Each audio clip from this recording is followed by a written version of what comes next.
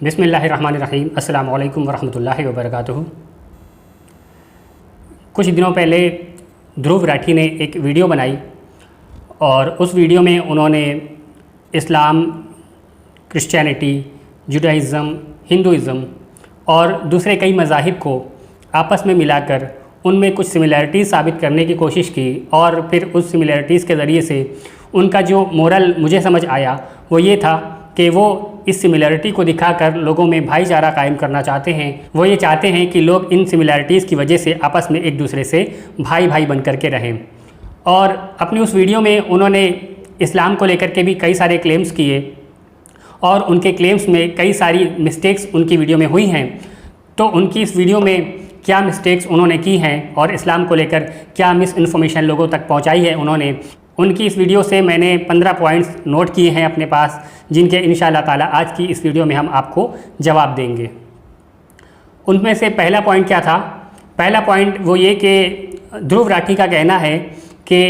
اسلام، Judaism اور Christianity یہ سارے کے سارے ابراہمک ریلیجن کہے جاتے ہیں۔ تو اس کا جواب بھی سن لیں، اور جواب یہ ہے کہ حضرت ابراہیم علیہ السلام بلا شک و شبہ اللہ تعالیٰ کے سچے بندے اور اس کے رسول ہیں، اور انہوں نے ہمیشہ اسی مذہب کی دعوت دی ہے جس مذہب کی دعوت تمام نبیوں نے دی ہے، اور وہ مذہب اسلام ہے۔ اور حضرت ابراہیم علیہ السلام خود بھی مسلمان تھے، اس بات کی گواہی قرآن کریم میں موجود ہے۔ اللہ تعالیٰ قرآن کریم میں حضرت ابراہیم علیہ السلام کے بارے میں فرماتا ہے، سورہ آل عمران آیت نمبر 67، بسم اللہ الرحمن الرحیم، ما کان ابراہیم یہودیا ولا نصرانیا ولکن کان حنیفا مسلما وما کان من المشرکین۔ ترجمہ: ابراہیم علیہ السلام نہ یہودی تھے نہ نصرانی، بلکہ ہر باطل سے جدا مسلمان تھے اور مشرکوں میں سے نہیں تھے۔ اس لیے یہ کہنا کہ ابراہیم علیہ السلام نے کسی نئے مذہب کو انٹروڈیوس کرایا اور اسی میں کرسچینٹی، جوڈائزم اور اسلام شامل ہیں اور یہ تینوں ابراہمک ریلیجن ہیں، یہ کہنا بالکل غلط ہے، بلکہ حضرت ابراہیم علیہ السلام خود مسلمان تھے اور وہ اسلام کے ماننے والے تھے، ایک اللہ کو ماننے والے تھے۔ دوسرا اور تیسرا پوائنٹ جو ان کی ویڈیو سے ہم نے نوٹ کیا وہ یہ کہ دھرو راٹھی اپنی ویڈیو میں حضرت آدم علیہ السلام اور حضرت حوا رضی اللہ تعالیٰ عنہ کی اسٹوری کو انہوں نے اس طرح سے پیش کیا ہے کہ وہ یہ کہنا چاہتے ہیں کہ اللہ تعالیٰ نے حضرت آدم علیہ السلام کو بالکل رینڈملی کریٹ کر دیا تھا اور حضرت حوا رضی اللہ تعالیٰ عنہ کو بھی بالکل رینڈملی کریٹ کر دیا تھا۔ انہیں بنانے میں اللہ کی کوئی پری پلاننگ نہیں تھی، اور پھر انہوں نے آگے چل کر کہا کہ جب اللہ تعالیٰ نے انسانوں کو بنا دیا تو پھر بعد میں اللہ کو ریگریٹ ہوا، افسوس ہوا کہ میں نے انہیں کیوں بنا دیا۔ تو اس سے ایسا لگا کہ دھرو راٹھی یہ کہنا چاہ رہے ہیں کہ حضرت آدم علیہ السلام کو پیدا کرنے میں یا حضرت حوا رضی اللہ تعالیٰ عنہ کو پیدا کرنے میں اللہ کی کوئی پری پلاننگ نہیں تھی، بس رینڈملی کریٹ کر دیا۔ حالانکہ یہ بالکل غلط ہے۔ اللہ تعالیٰ کا حضرت آدم علیہ السلام کو پیدا کرنا اور پھر ان کے بعد حضرت حوا کو پیدا کرنا اور پھر حضرت آدم علیہ السلام کا اس پیڑ کے پاس چلے جانا اور اس سے وہ پھل کھا لینا، اور یہ ساری چیزیں جو ہوئیں یہ سب کچھ اللہ تعالیٰ کی طرف سے پری پلان تھا۔ اس کو معلوم تھا کہ یہ ہونے والا ہے، اور پھر حضرت آدم علیہ السلام کو اور حضرت حوا کو دنیا میں بھیجا جائے گا اور پھر ان کے ذریعے سے اس پوری دنیا کو آباد کیا جائے گا۔ یہ سب کچھ اللہ تعالیٰ کے علم میں پہلے سے موجود تھا اور یہ اسی کی پلاننگ تھی۔ آئیے ہم اس پر آپ کے سامنے ایک دلیل پیش کرتے ہیں۔ قرآن میں سورہ بقرہ آیت نمبر 30 میں اس کا ذکر ہمیں یوں ملتا ہے، بسم اللہ الرحمن الرحیم، وَإِذْ قَالَ رَبُّكَ لِلْمَلَائِكَةِ إِنِّي جَاعِلٌ فِي الْأَرْضِ خَلِيفَةً قَالُوا أَتَجْعَلُ فِيهَا مَن يُفْسِدُ فِيهَا وَيَسْفِكُ الدِّمَاءَ وَنَحْنُ نُسَبِّحُ بِحَمْدِكَ وَنُقَدِّسُ لَكَ قَالَ إِنِّي أَعْلَمُ مَا لَا تَعْلَمُونَ۔ اللہ تعالیٰ فرماتا ہے، اور یاد کرو جب تمہارے رب نے فرشتوں سے فرمایا میں زمین میں اپنا نائب بنانے والا ہوں، وہ بولے کیا ایسے کو نائب کرے گا جو اس میں فساد پھیلائے گا اور خون ریزیاں کرے گا، اور ہم تجھے سراہتے ہوئے تیری تسبیح کرتے اور تیری پاکی بولتے ہیں۔ تو اللہ تعالیٰ نے فرمایا مجھے وہ معلوم ہے جو تم نہیں جانتے۔ تو قرآن میں اس بات کا صاف ذکر موجود ہے کہ اللہ تعالیٰ نے حضرت آدم علیہ السلام کی پیدائش سے پہلے فرشتوں سے جو ذکر کیا وہ ذکر یہ تھا کہ میں اس زمین کا ایک خلیفہ پیدا کرنے والا ہوں۔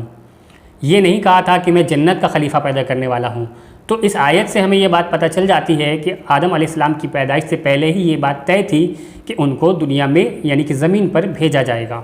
اب پھر اس کے آگے جو پوائنٹ دھرو راٹھی نے ایڈ کیا کہ جب وہ دنیا میں آئے تو ان کی نسلوں نے یہاں پر فساد کیے اور خون خرابہ کیا، تو پھر اللہ تعالیٰ کو ریگریٹ ہوا، افسوس ہوا کہ میں نے اسے کیوں بنا دیا۔ یہ بات بھی بالکل غلط ہے، کیونکہ جب اللہ تعالیٰ نے فرشتوں کے سامنے ذکر کیا کہ میں زمین کا خلیفہ پیدا کرنے والا ہوں، تو فرشتوں نے جو کہا وہ یہی تھا کہ یہ جب زمین پر جائیں گے تو یہ فساد کریں گے، خون خرابہ کریں گے۔ پھر اللہ تعالیٰ نے فرمایا کہ میں وہ جانتا ہوں جو تم نہیں جانتے، یعنی کہ فرشتوں کو بھی یہ بات معلوم تھی کہ جب انسان زمین میں جائے گا تو فساد کرے گا، خون خرابہ کرے گا، فتنے کرے گا، اور اس کے باوجود اللہ نے یہ فرمایا کہ میں وہ جانتا ہوں جو تم نہیں جانتے، یعنی کہ یہ ساری باتیں پہلے سے طے تھیں کہ حضرت آدم علیہ السلام زمین پر آئیں گے، ان کی نسلوں سے دنیا کو آباد کیا جائے گا، اور یہ بھی معلوم تھا کہ ان کی جو نسلیں ہوں گی وہ دنیا میں فساد کریں گی، خون خرابہ کریں گی۔ اس لیے یہ کہنا بھی بالکل غلط ہے کہ انسان کے عمل کو دیکھ کر کے گاڈ کو ریگریٹ ہوا، اسے افسوس ہوا، تو یہ بات بھی ان کی بالکل غلط ہے، کیونکہ یہ سب پری پلان تھا۔ اب اس پر آئیے میں آپ کے سامنے ایک حدیث بھی پیش کر دیتا ہوں۔ صحیح بخاری کی حدیث نمبر 4738 ہے۔ امام بخاری لکھتے ہیں، میں اس کو شارٹلی بیان کر رہا ہوں یہاں پہ۔ ایک بار حضرت موسیٰ علیہ السلام اور حضرت آدم علیہ السلام میں مباحثہ ہو گیا، تو حضرت موسیٰ علیہ السلام نے حضرت آدم علیہ السلام سے کہا کہ آپ کی لغزش نے انسانوں کو جنت سے نکلوا دیا۔ تو حضرت آدم علیہ السلام نے جواب دیا، کیا آپ مجھے اس بات پر مجھ سے سوال کرتے ہیں جو میری پیدائش سے بھی پہلے اللہ نے لکھ دیا تھا؟ تو یہ سن کر حضرت موسیٰ علیہ السلام خاموش ہو گئے۔ تو قرآن کی ان آیتوں سے اور اس حدیث سے یہ بات بالکل کلیئر ہو جاتی ہے کہ حضرت آدم علیہ السلام کی پیدائش سے پہلے ہی یہ ساری چیزیں پری پلانڈ تھیں۔ اس لیے یہاں پر بھی دھرو راٹھی سے مسٹیک ہوئی ہے کہ ان کو لگا یہ سب کچھ ان سسٹمیٹک وے میں ہوا ہے، حالانکہ سب کچھ پری پلانڈ تھا۔ اس کے علاوہ ایک اہم بات یہ ہے جو دھرو راٹھی کی ویڈیو میں بہت زیادہ کنڈمنیبل ہے، بہت زیادہ قابل مذمت ہے، وہ یہ کہ جب دھرو راٹھی نے حضرت آدم علیہ السلام اور حضرت حوا رضی اللہ تعالیٰ عنہا کی اسٹوری سنائی تو اس جگہ پر اس نے نیوڈ پکس کا یوز کیا ہے، اور یہ بلاسفیمی ہے، یہ بہت ہی زیادہ قابل مذمت ہے، اور ایسا کر کے آپ نے تمام مسلمانوں کو ہرٹ کیا ہے، انہیں تکلیف پہنچائی ہے۔ چوتھا ایک پوائنٹ یہ کہ دھرو راٹھی نے کلیم کیا کہ حضرت ابراہیم علیہ السلام وہ پہلے نبی اور پہلے پیغمبر تھے جنہوں نے مونوتھیزم یعنی کہ توحید کی دعوت دی، اور ان کے مطابق ان سے پہلے توحید کی دعوت کسی نبی نے نہیں دی تھی۔ تو جواب یہ ہے کہ زمین پر نازل ہونے والی سب سے پہلی شخصیت حضرت آدم علیہ السلام تھے، اور وہ خود توحید پرست تھے، یعنی کہ صرف ایک اللہ کی عبادت کرتے تھے، اللہ کی ذات میں کبھی کسی کو شریک نہیں کرتے تھے۔ اس کا ذکر قرآن کریم میں یوں ملتا ہے، سورہ بقرہ آیت نمبر 37، بسم اللہ الرحمن الرحیم، فَتَلَقَّى آدَمُ مِن رَبِّهِ كَلِمَاتٍ فَتَابَ عَلَيْهِ إِنَّهُ هُوَ التَّوَّابُ الرَّحِيمُ۔ پھر سیکھ لیے آدم علیہ السلام نے اپنے رب سے کچھ کلمات، تو اللہ تعالیٰ نے ان کی توبہ قبول کی، بے شک وہی توبہ قبول کرنے والا بڑا مہربان ہے۔ یعنی کہ زمین پر آنے کے بعد حضرت آدم علیہ السلام ایک لمبے وقت تک اللہ تعالیٰ سے توبہ کرتے رہے، اپنی اس لغزش کے لیے معافی مانگتے رہے، اور پھر اللہ تعالیٰ کی طرف سے انہیں کچھ الہام ہوا، انہوں نے کچھ کلمات سیکھ لیے، اور ان کے ذریعے سے اللہ تعالیٰ نے ان کی توبہ قبول فرما لی۔ تو اس آیت سے بھی ہمیں پتہ چلتا ہے کہ حضرت آدم علیہ السلام ایک اللہ کے ماننے والے تھے اور توحید پرست تھے۔ اس کے علاوہ حضرت آدم علیہ السلام نے اپنے بیٹے حضرت شیث علیہ السلام کو ایک وصیت کی، اور وہ وصیت کیا ہے آئیے وہ بھی آپ کے سامنے میں پیش کرتا ہوں۔ امام ابن عساکر اپنی تاریخ مدینہ میں روایت نقل کرتے ہیں، حضرت کعب احبار رضی اللہ تعالیٰ عنہ بیان کرتے ہیں کہ حضرت آدم علیہ السلام نے فرمایا، اپنے بیٹے شیث علیہ السلام سے فرمایا، اے میرے بیٹے، تو جب کبھی اللہ تعالیٰ کا ذکر کرے تو اس کے ساتھ محمد مصطفیٰ صلی اللہ تعالیٰ علیہ وسلم کے نام کا بھی ذکر کرنا، بے شک میں نے ان کا نام عرش کے پایوں پر لکھا ہوا پایا ہے۔ تو اس وصیت سے یہ بھی پتہ چلتا ہے کہ حضرت آدم علیہ السلام اللہ تعالیٰ کو ماننے والے تھے، توحید پرست تھے، اور اسی بات کی وصیت وہ اپنے بیٹے کو بھی کرتے تھے۔ تو پھر اس سے یہ بات ثابت ہو جاتی ہے کہ حضرت آدم علیہ السلام جو کہ اس دنیا پر آنے والے پہلے انسان تھے، انہی سے توحید کی دعوت یعنی کہ مونوتھیزم انہی سے جاری ہے، انہی سے شروع ہوا ہے۔ اس لیے یہ کہنا دھرو راٹھی کا غلط ہے کہ حضرت ابراہیم علیہ السلام وہ پہلے نبی اور پہلے پروفٹ تھے جنہوں نے توحید یعنی کہ مونوتھیزم کی شروعات کی ہے۔ پانچواں پوائنٹ جس کا میں جواب دینا چاہوں گا کہ دھرو راٹھی نے ایک پروفٹ کا ذکر کیا ہے اناق کے نام سے، اور یہ کہا ہے کہ توحید کی دعوت دینے والے یعنی کہ مونوتھیزم کی دعوت دینے والے پہلے شخص یا تو ابراہیم علیہ السلام تھے اور یا پھر پروفٹ اناق تھے۔ تو کسی کے من میں سوال آ سکتا ہے کہ یہ اناق پروفٹ کون سے ہیں؟ تو میں اپنے مسلمان بھائیوں کو یہ بتانا چاہتا ہوں کہ بائبل میں حضرت ادریس علیہ السلام کا نام جو ہے وہ اناق لکھا ہوا ہے۔ یہ حضرت شیس علیہ السلام کے بعد نبوت کے منصب پر فائز ہوئے، نبوت کی ذمہ داریاں انہیں دی گئیں، اور انہوں نے بھی اسی مونوتھیزم یعنی کہ توحید کی دعوت کو جاری رکھا جو حضرت آدم علیہ السلام سے شروع ہوئی تھی۔ اس لیے یہ کہنا بھی غلط ہے کہ جو توحید کی دعوت ہے وہ اناق یعنی کہ حضرت ادریس علیہ السلام سے شروع ہوئی ہے، بلکہ توحید کی دعوت حضرت آدم علیہ السلام سے شروع ہوئی ہے۔ پوائنٹ نمبر 6، دھرو راٹھی نے یہ کہا کہ ابراہیم علیہ السلام سے کہا گیا کہ تم آگ میں جاؤ اور جو تمہارا خدا ہوگا اگر وہ سچا ہے تو وہ تمہیں بچا لے گا۔ حالانکہ ایسا بالکل نہیں ہے۔ ابراہیم علیہ السلام سے یہ کہا نہیں گیا تھا کہ تم آگ میں جاؤ، بلکہ انہیں فورسفلی آگ میں ڈالا گیا تھا۔ قرآن کریم میں اس کا ذکر ہمیں یوں ملتا ہے، سورہ انبیاء آیت نمبر 67 to 69، کہا ابراہیم علیہ السلام نے، تو کیا اللہ کے سوا ایسے کو پوجتے ہو جو نہ تمہیں نفع دے اور نہ نقصان پہنچائے؟ افسوس ہے تم پر اور ان بتوں پر جن کو اللہ کے سوا پوجتے ہو، تو کیا تمہیں عقل نہیں؟ وہ بولے یعنی کفار بولے، ان کو جلا دو اور اپنے خداؤں کی مدد کرو اگر تمہیں کرنا ہے۔ ہم نے فرمایا یعنی کہ اللہ تعالیٰ نے فرمایا، اے آگ ٹھنڈی ہو جا ابراہیم پر اور سلامتی والی ہو جا۔ تو اس آیت سے پتہ چلتا ہے کہ حضرت ابراہیم علیہ السلام سے یہ کہا نہیں گیا تھا کہ آگ میں جائیے، بلکہ انہیں فورسفلی آگ میں ڈالا گیا تھا، کیونکہ وہ ایک اللہ کی عبادت کرنے والے تھے اور وہ دور مشرکین کا دور تھا، بت پرستوں کا دور تھا۔ انہیں یہ بات پسند نہیں تھی کہ کوئی بتوں کے علاوہ کسی اللہ کی دعوت دے، اس لیے انہوں نے یہ فیصلہ کیا کہ ابراہیم علیہ السلام کو آگ میں ڈال دیا جائے۔ مگر پھر اللہ تعالیٰ کا حکم ہوا آگ کو، اور اس سے یہ کہا گیا کہ آگ ٹھنڈی ہو جاؤ اور ابراہیم علیہ السلام کے لیے سلامتی والی ہو جاؤ، تو پھر وہ آگ حضرت ابراہیم علیہ السلام کے لیے ٹھنڈی اور سلامتی والی بن گئی۔ پوائنٹ نمبر 7 کہ دھرو راٹھی نے اپنی ویڈیو میں کہا کہ حضرت اسماعیل علیہ السلام کی عادتیں اچھی نہیں تھیں، اس کی وجہ سے حضرت سارہ رضی اللہ تعالیٰ عنہ نے حضرت ابراہیم علیہ السلام سے کہا کہ انہیں کہیں دور لے جا کر چھوڑائیے۔ تو ان کی یہ بات بھی بالکل غلط ہے، کیونکہ جب حضرت اسماعیل علیہ السلام کو حضرت ابراہیم علیہ السلام لے کر کے گئے اور مکہ شریف پہنچے، اس وقت حضرت اسماعیل علیہ السلام کی عمر جو تھی وہ اتنی چھوٹی تھی کہ آپ دودھ پیتے تھے۔ اس پر میں صرف ایک دلیل آپ کے سامنے پیش کرنا چاہوں گا۔ علامہ ابن کثیر اپنی کتاب قصص الانبیاء میں پیج نمبر 197 پر لکھتے ہیں، پھر حضرت ابراہیم علیہ السلام حضرت ہاجرہ اور حضرت اسماعیل علیہ السلام کو لے آئے اور حضرت اسماعیل علیہ السلام کو آپ دودھ پلا رہی تھیں،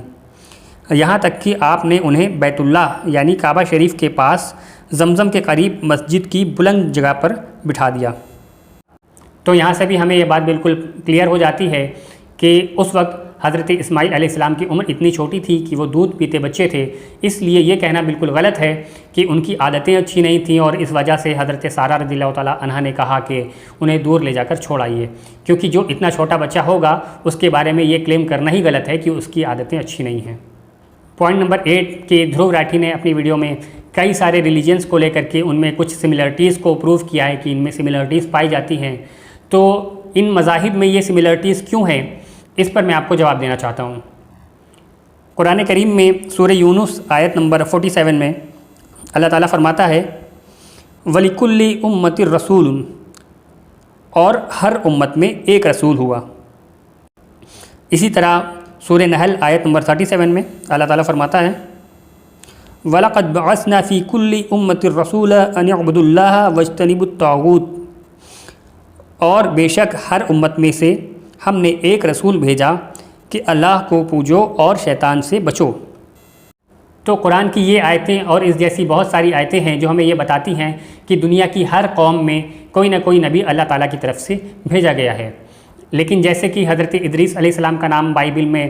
اناق کر دیا گیا، حضرت یعقوب علیہ السلام کا نام جیکب کر دیا گیا، حضرت اسحاق علیہ السلام کا نام بدل کر آئزیک کر دیا گیا، اس طرح ممکن ہے کہ پرانے ان نبیوں کے بھی نام دوسری قوموں نے بدل دیے ہوں اور ان کی تعلیمات کو بھلا دیا ہو۔ لیکن جب یہ بات پروو ہو گئی کہ ہر قوم میں کوئی نہ کوئی نبی آیا ہے، تو پھر اس نبی نے وہی ساری باتیں بتائی ہوں گی جو باتیں اسلام میں موجود ہیں۔ تو یہ وجہ ہے کہ تمام مذاہب میں کچھ نہ کچھ سملیرٹیز پائی جاتی ہیں۔ پوائنٹ نمبر 9 اور 10 کہ کفر کی ڈیفینیشن کیا ہے، اور یہ کہ کیا کسی بھی مذہب کے ماننے والے کو کافر نہیں کہا جائے گا۔ جیسا کہ دھرو راٹھی نے اپنی ویڈیو میں کہا ہے کہ اگر کوئی بھی شخص کسی بھی مذہب میں بلیو رکھتا ہے، کسی بھی طرح سے اپنے گاڈ میں بلیو رکھتا ہے، تو اس کو کافر نہیں کہا جائے گا۔ یہ کلیم کیا ہے دھرو راٹھی نے اپنی ویڈیو میں۔ تو یہاں پر میں اس کا جواب دینا چاہوں گا کہ کفر کی ڈیفینیشن یہ ہے، اس کا لغوی معنی ہے انکار کرنا، کسی بھی چیز کا انکار کرنا لغوی معنوں میں اس کا کفر کہلاتا ہے۔ اور اگر ہم اسلام کے پرسپیکٹیو میں بات کریں تو اسلام کے کسی بھی فنڈامنٹل بیلیف کا انکار کرنا یہ کفر ہے، اور ایسا انکار کرنے والا شخص کافر کہا جائے گا۔ اگرچہ وہ اللہ کو مانتا ہو، اگرچہ اللہ کی بہت ساری باتوں کو مانتا ہو، صرف کسی ایک دو باتوں کا انکار کرتا ہو، لیکن وہ باتیں فنڈامنٹل بیلیفز میں آتی ہیں، تو تب بھی اس انسان کو کافر ہی کہا جائے گا۔ اس کی مثال میں آپ کے سامنے ایک پیش کر دیتا ہوں قرآن کریم سے۔ سورہ توبہ آیت نمبر 66 میں کچھ لوگوں کے بارے میں اللہ تعالیٰ نے فرمایا، بسم اللہ الرحمن الرحیم، لا تعتذروا قد کفرتم بعد ایمانکم، بہانے مت بناؤ، تم کافر ہو گئے ایمان لانے کے بعد بھی۔ تو یہ وہ لوگ تھے کہ اللہ کو مانتے تھے، اس کی عبادت بھی کرتے تھے، نمازیں بھی پڑھتے تھے۔ ظاہر ہے کہ قرآن نے بتا دیا کہ وہ ایمان لا چکے تھے، اور اس کے بعد بھی اللہ نے فرمایا کہ وہ کافر ہو گئے۔ کیوں کافر ہو گئے؟ کیونکہ انہوں نے اللہ کے نبی کے علم میں کمی نکالی تھی، اور یہ کہا تھا کہ اللہ کے نبی غیب کیا جانے۔ تو ان کی اس بات پر اللہ نے فرمایا کہ وہ کافر ہو گئے، کیونکہ کسی بھی نبی میں کسی بھی طرح کا ایک چھوٹا سا نقص بھی نکالنا یہ بھی اسلام میں کفر ہے۔ تو پھر دھرو راٹھی کا یہ کہنا کہ جو شخص کسی بھی مذہب میں کسی بھی طرح سے اپنے گاڈ کو مانتا ہے تو پھر وہ کافر نہیں ہے، بلکہ وہ اس کا ایک بلیف ہے اپنے گاڈ میں، اس لیے وہ کافر نہیں کہا جائے گا، تو دھرو راٹھی کا یہ کلیم جو ہے وہ غلط ہے۔ یہاں پر بھی ان سے مسٹیک ہوئی ہے، کیونکہ اسلام میں کسی بھی ایک فنڈامنٹل بلیف کا انکار کرنا بھی کفر ہے۔ اسی طرح کوئی شخص اللہ کے علاوہ کسی اور کی عبادت کرتا ہو تو یہ کفر بھی ہے، شرک بھی ہے۔ تو اس لیے کوئی شخص اگرچہ اللہ کو مانتا ہو، اللہ پر یقین رکھتا ہو، ایمان رکھتا ہو، مگر کسی ایک نبی کی نبوت کا انکار کرتا ہو، یا آخری نبی محمد مصطفیٰ صلی اللہ تعالیٰ علیہ وسلم کی نبوت کا انکار کرتا ہو، تو بھی وہ شخص کافر ہو جائے گا۔ یہی وجہ ہے کہ یہودی اور نصرانی کیونکہ اللہ تعالیٰ کے آخری نبی پر ایمان نہیں لائے، اس لیے وہ کافر ہو گئے، کیونکہ تمام نبیوں کی نبوت کو ماننا یہ بھی اسلام کے فنڈامنٹل بیلیفز میں سے ہے۔ مگر یہ بات ضرور یاد رکھیں کہ کافر کا لفظ کسی کو گالی کے طور پہ نہیں بولا جاتا، بلکہ اوپر بتا دیا گیا کہ کفر کا مطلب ہے انکار کرنا، اور انکار کرنے والے کو کافر کہا جاتا ہے۔ تو جس شخص نے بھی اللہ کا انکار کیا یا پھر اسلام کے کسی بھی فنڈامنٹل بیلیف کا انکار کیا تو پھر اس کو کافر کہا جائے گا، لیکن یہ لفظ کسی گالی کے طور پہ نہیں بولا جاتا، بلکہ اس کا سمپل سا مطلب ہے انکار کرنے والا۔ اس لیے جب بھی کسی کو کافر کہا جائے تو ہرگز یہ نہ سمجھیں کہ اسے کوئی گالی دی جا رہی ہے۔ اس کے علاوہ دھرو راٹھی نے سورہ بقرہ آیت نمبر 62 کو پیش کر کے یہ کلیم کیا ہے کہ قرآن کی نظر میں یہودی اور نصرانی یعنی کہ جیوز اینڈ کرسچنس جو ہیں وہ بھی بلیورز ہیں، ایمان والے ہیں۔ یہ دھرو راٹھی نے کلیم کیا ہے۔ تو یہ بھی دھرو راٹھی کی ایک بڑی مسٹیک ہے کہ انہوں نے پورے قرآن کو تو پڑھا نہیں ہے، بلکہ صرف ایک جگہ سے ایک آیت ان کو جو ملی انہوں نے اسے اٹھایا اور ڈائریکٹلی اپلائی کر دیا۔ تو اس کا جواب بھی سن لیں۔ تو جواب یہ ہے کہ قرآن نے جہاں پر بھی اہل کتاب کو بلیورز یعنی کہ ایمان والا کہا ہے، یہ ان لوگوں کو کہا ہے جو نبی کریم صلی اللہ تعالیٰ علیہ وسلم کی اعلان نبوت سے پہلے ہی اچھے اعمال کر کے اور اپنے پچھلے نبی پر ایمان رکھتے ہوئے دنیا سے رخصت ہو گئے۔ یعنی کہ وہ پچھلے اپنے کسی بھی نبی پر ایمان رکھتے تھے، ان کی تعلیمات پر عمل کرتے تھے، اور ہمارے نبی صلی اللہ تعالیٰ علیہ وسلم کی اعلان نبوت سے پہلے وہ دنیا سے رخصت ہو گئے، تب قرآن نے انہیں ایمان والا کہا ہے، انہیں نہیں جنہوں نے نبی کریم صلی اللہ علیہ وسلم کی نبوت کا انکار کیا ہو۔ دلیل بھی سن لیں۔ علامہ ابن کثیر اپنی تفسیر ابن کثیر میں اسی آیت کے تحت یعنی سورہ بقرہ آیت نمبر 62 کے تحت لکھتے ہیں، حضرت سلمان فارسی رضی اللہ تعالیٰ عنہ فرماتے ہیں کہ میں نبی کریم صلی اللہ علیہ وسلم کی خدمت میں حاضر ہونے سے پہلے جن ایمان والوں سے ملا تھا ان کی عبادت اور نماز روزے کا ذکر کیا تھا، تب یہ آیت نازل ہوئی۔ یعنی کہ اس آیت میں صرف ان یہودی اور نصرانی کو ایمان والا کہا گیا ہے جنہوں نے اپنے پچھلے نبی کی تعلیمات پر عمل کیا اور اچھے عمل کرتے رہے اور آخری نبی صلی اللہ علیہ وسلم کی نبوت کا زمانہ پانے سے پہلے ہی وہ دنیا سے رخصت ہو گئے، تب انہیں ایمان والا کہا جائے گا۔ لیکن جنہوں نے بھی آخری نبی محمد مصطفیٰ صلی اللہ تعالیٰ علیہ وسلم کا زمانہ پایا اور ان کے سامنے اعلان نبوت ہوا، اور اس کے باوجود اگر انہوں نے نبی صلی اللہ تعالیٰ علیہ وسلم پر وہ ایمان نہیں لائے، اسلام کو قبول نہیں کیا، تو پھر قرآن نے انہیں بھی کافر ہی کہا ہے اور ان کے لیے عذاب کی وعیدیں بیان کی ہیں۔ اس کی بھی دلیلیں سن لیں۔ سورہ بینہ آیت نمبر 6، بسم اللہ الرحمن الرحیم۔ ان الذین کفروا من اہل الکتاب والمشرکین فی نار جہنم خالدین فیہا اولئک ھم شر البریہ۔ بے شک جتنے کافر ہیں کتابی اور مشرک سب جہنم کی آگ میں ہمیشہ رہیں گے، وہی تمام مخلوق میں بدتر ہیں۔ یہاں پر کتابیوں کی بات خاص طور پہ ہو رہی ہے، اور کتابی یہود و نصارہ کو ہی کہتے ہیں، جنہیں انگلش میں جیوز اینڈ کرسچنز کہتے ہیں۔ اسی طرح سورہ اعراف آیت نمبر 158 میں ہے، بسم اللہ الرحمن الرحیم۔ قل یا ایھا الناس انی رسول اللہ الیکم جمیعا الذی لہ ملک السماوات والارض لا الہ الا هو یحیی ویمیت فآمنوا باللہ ورسولہ النبی الامی الذی یؤمن باللہ وکلماتہ واتبعوہ لعلکم تہتدون۔ تم فرماؤ، اے لوگوں، میں تم سب کی طرف اس اللہ کا رسول ہوں کہ آسمان و زمین کی بادشاہی اسی کو ہے، اس کے سوا کوئی عبادت کے لائق نہیں، وہی زندہ کرتا ہے اور مارتا ہے۔ تو ایمان لاؤ اللہ اور اس کے رسول امی پر کہ اللہ اور اس کی باتوں پر ایمان لاتے ہیں، اور ان کی غلامی کرو کہ تم راہ پاؤ۔ تو یہاں پر بھی نبی کریم صلی اللہ تعالیٰ علیہ وسلم اہل کتاب کو دعوت دے رہے ہیں کہ میں تمام انسانوں کے لیے نبی بنا کر بھیجا گیا ہوں، تو جو کچھ میں لے کر آیا ہوں، شریعت جو لے کر آیا ہوں، اس پر ایمان لاؤ تاکہ تمہیں کامیابی کی راہ دی جائے۔ ایک اور آیت سن لیں۔ سورہ بقرہ آیت نمبر 41 میں فرمایا گیا، بسم اللہ الرحمن الرحیم۔ وآمنوا بما انزلت مصدقا لما معکم ولا تکونوا اول کافر بہ۔ اور ایمان لاؤ اس پر جو میں نے اتارا، یعنی کہ قرآن، اس کی تصدیق کرتا ہوا جو تمہارے پاس ہے، یعنی کہ جو پچھلی کتابیں تمہارے پاس ہے اس کی تصدیق کرتا ہے، اور سب سے پہلے اس کے کافر نہ بنو۔ تو قرآن خود یہودی اور نصرانیوں کو، یعنی جیوز اینڈ کرسچنز کو کافر کہہ رہا ہے، ان کے لیے عذاب کی وعیدیں سنا رہا ہے، ان لوگوں کے لیے جنہوں نے نبی کریم صلی اللہ تعالیٰ علیہ وسلم کا زمانہ پایا اور اس کے بعد بھی ایمان نہیں لائے، جنہوں نے قرآن کا انکار کیا، جنہوں نے آخری نبی صلی اللہ علیہ وسلم کی نبوت کا انکار کیا، ان کے انکار کرنے والوں کے لیے ہی قرآن نے فرمایا کہ تم کافر مت بنو۔ تو قرآن کی نظر میں بھی یہود و نصارہ کافر ہی ہیں جو ہمارے نبی کریم صلی اللہ علیہ وسلم کی نبوت پر ایمان نہیں رکھتے۔ اس لیے دھرو راٹھی کا یہ کلیم بھی غلط ہے کہ جو یہود و نصارہ ہیں ان کو قرآن نے ایمان والا کہا ہے۔ پوائنٹ نمبر 11 کہ کیا اسلام میں بت پرستی الاؤڈ ہے، جیسا کہ دھرو راٹھی نے بتانے کی کوشش کی ہے۔ اور پوائنٹ نمبر 12 کہ ہندوز بت پرستی نہیں کرتے بلکہ وہ بت کے ذریعے سے اپنے گاڈ سے کنیکشن بناتے ہیں اور اپنے گاڈ کو ورشپ کرتے ہیں، اپنے گاڈ کی پوجا کرتے ہیں۔ تو ان کا بھی جواب سن لے کہ ہم اوپر حضرت آدم علیہ السلام سے اس بات کی دلیل پیش کر چکے ہیں کہ وہ صرف ایک اللہ کو ماننے والے تھے، ان کے وقت میں بھی بت پرستی کا کہیں کوئی نام و نشان نہیں تھا، اور پھر ان کے بعد ان کے بیٹے اور دوسرے تمام نبیوں نے صرف ایک اللہ کو ماننے کی اور اسی کی عبادت کرنے کی دعوت دی ہے۔ کہیں پر بھی اسلام میں کبھی کوئی بت پرستی الاؤڈ نہیں ہوئی۔ تو اس کی ایک دلیل بھی قرآن کریم سے سن لیں۔ سورہ زمر آیت نمبر 3 میں اللہ تعالیٰ فرماتا ہے، بسم اللہ الرحمن الرحیم، الا للہ الدین الخالص والذین اتخذوا من دونہ اولیاء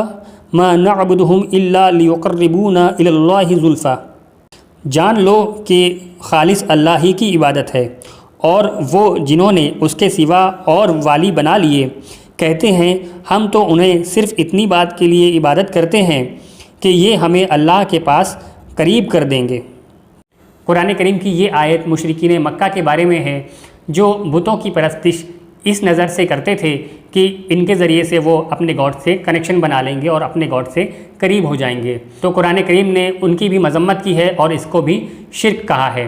تو دھرو راٹھی کا یہ کہنا بھی بالکل غلط ہے کہ بت کے ذریعے سے اگر کوئی شخص اللہ سے یا اپنے گاڈ سے کنیکشن بنا رہا ہے تو وہ بھی صحیح ہے، بلکہ اسلام کی نظر میں وہ بھی کافر اور مشرک ہی کہلائے گا۔ پوائنٹ نمبر 13، دھرو راٹھی نے یہ کہا کہ خواتین کو، عورتوں کو جو لیبر پین ہوتا ہے، یعنی کہ بچے کی پیدائش کے وقت انہیں جو درد ہوتا ہے،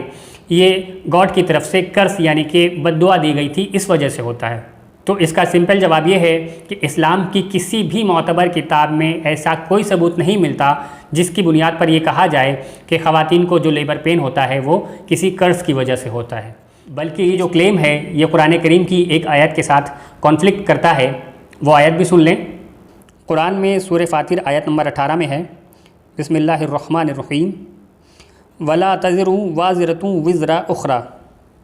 اور کوئی بوجھ اٹھانے والی جان دوسرے کا بوجھ نہ اٹھائے گی۔ تو یہ آیت بھی اس بات کی دلیل ہے کہ اس طرح کے قرض کی کوئی بھی حقیقت نہیں ہے، اس لیے اس بات کو اسلام سے منسوب کرنا کہ یہ اسلام کا نظریہ ہے، یہ بالکل غلط بات ہے۔ پوائنٹ نمبر 14، کیا اللہ تعالیٰ کا اپنا کوئی فگر ہے؟ تو جواب یہ ہے کہ اسلام میں اللہ تعالیٰ کے لیے کوئی بھی فگر ماننا یہ بالکل بھی جائز نہیں ہے۔ قرآن کریم سے اس کی دلیل سن لیں۔ اللہ تعالیٰ سورہ شورا آیت نمبر 11 میں فرماتا ہے، بسم اللہ الرحمن الرحیم، لیس کمثلہ شیء، اس جیسا کوئی نہیں، یعنی نہ تو کسی انسان کا فگر اس کے جیسا ہے اور نہ کسی اور چیز کا فگر اس کے جیسا ہے، اس لیے اللہ تعالیٰ کے لیے کوئی بھی فگر ماننا یہ جائز نہیں ہے۔ پھر یہ کہ قرآن کریم میں یا حدیثوں میں جہاں کہیں بھی اللہ تعالیٰ کے لیے عربی میں لفظ ید آیا ہے، وجہ آیا ہے، ساق آیا ہے، تو ان سبھی لفظوں کے معنی اللہ تعالیٰ کی طرف نسبت کرنے میں مجہول ہیں، یعنی ان الفاظوں کے حقیقی معنی صرف اللہ ہی جانتا ہے۔ پوائنٹ نمبر 15، دھرو راٹھی نے اپنی ویڈیو میں یہ کہا کہ حضرت نوح علیہ السلام نے اللہ تعالیٰ سے وعدہ کرایا تھا کہ دوبارہ کبھی بھی وہ زمین کو وائپ آؤٹ نہیں کرے گا، اس طریقے سے فلڈ نہیں لائے گا۔ تو اس کا جواب یہ ہے کہ اسلامک بکس میں کسی بھی اوتھینٹک سورس سے اس بات کا کوئی ثبوت نہیں ملتا کہ حضرت نوح علیہ السلام نے اللہ تعالیٰ سے کوئی وعدہ لیا ہو۔ تو یہ وہ 15 پوائنٹس تھے جو دھرو راٹھی کی ویڈیوز میں انہوں نے کلیم کیا تھا، اور یہ ان کے مسٹیکس تھیں جو یہاں پر ہم نے اپنی آڈینس کو کلیئر کر دیا ہے۔ اب لاسٹ میں دھرو راٹھی سے کہنا چاہوں گا کہ اگرچہ آپ کی نیت، آپ کی انٹینشن اچھی تھی، آپ لوگوں کو بھائی چارہ اور بردرہڈ کا میسج دینا چاہتے تھے کہ لوگ آپس میں نفرتیں نہ پھیلائیں بلکہ مل جل کر رہیں، آپ کی انٹینشن اچھی تھی، لیکن یہ جو کچھ مسٹیکس ہیں آپ کی ویڈیو میں چاہوں گا کہ آپ ان کا کریکشن کر لیں۔ تو میں اپنے مسلمان بھائیوں سے یہ چاہوں گا کہ اس ویڈیو کو زیادہ سے زیادہ لوگوں تک پہنچائیں کہ جنہوں نے بھی دھرو راٹھی کی وہ ویڈیو دیکھی ہو اور اس کی وجہ سے انہیں کوئی غلط فہمی ان کے ذہن میں پیدا ہوئی ہو، تو ان کی وہ غلط فہمی اس ویڈیو کے ذریعے سے دور ہو جائے اور صحیح معلومات ان تک پہنچ سکے۔ اور اسی کے ساتھ ہم آج کی اس ویڈیو کو فنش کرتے ہیں۔ انشاءاللہ تعالیٰ اپنے مسلمان بھائیوں سے پھر ملیں گے۔ السلام علیکم ورحمۃ اللہ وبرکاتہ۔